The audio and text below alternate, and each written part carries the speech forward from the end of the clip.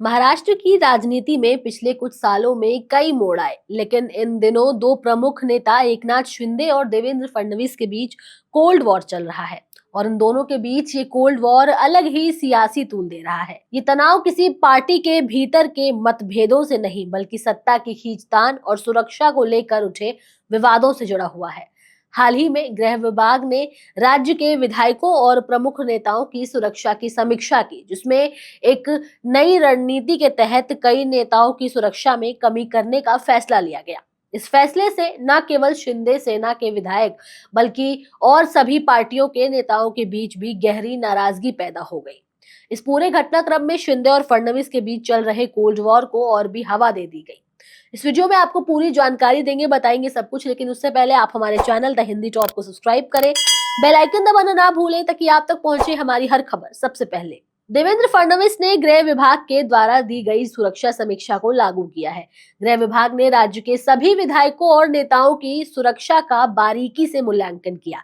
इस मूल्यांकन में ये पाया गया कि कुछ नेताओं को अब सुरक्षा का उतना खतरा नहीं है जितना पहले हुआ करता था। यही वजह थी कि गृह विभाग ने फैसला लिया कि जिन विधायकों और नेताओं को अब खतरा कम हो गया है, उनकी सुरक्षा में कटौती की जाए।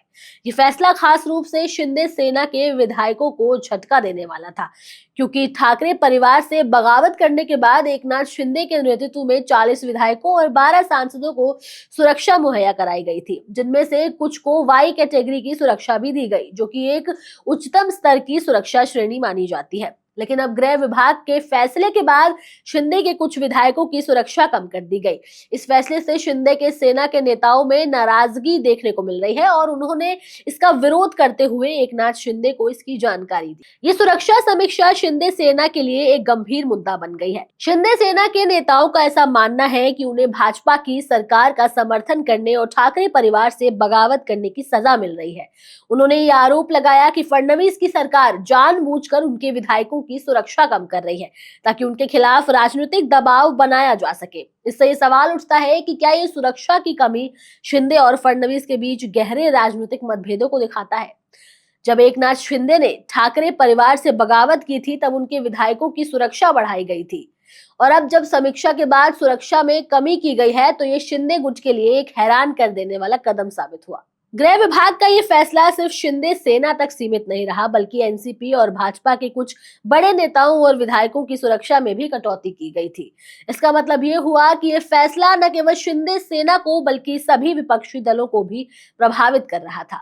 हालांकि फडणवीस ने इस फैसले का बचाव करते हुए कहा कि ये केवल सुरक्षा के खतरों की समीक्षा के बाद लिया गया एक सही फैसला था। उनका मानना था कि जिन नेताओं को अब खतरा नहीं है, उनकी सुरक्षा को कम करना चाहिए। लेकिन फडणवीस की ये सफाई शिंदे गुट को पसंद नहीं आई। शिंदे सेना के विधायक इस फैसले को अपने खिलाफ एक साजिश मानते हैं।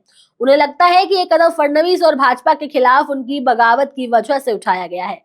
शिंदे के विधायक अभी सवाल कर रहे हैं कि क्या ये सुरक्षा में कमी उनके राजनीतिक प्रभाव को कमजोर करने के लिए एक सोची समझी चाल है। राज्य में एकनाथ शिंदे और देवेंद्र फडणवीस के बीच बढ़ता हुआ तनाव सिर्फ सुरक्षा समीक्षा तक ही सीमित नहीं है।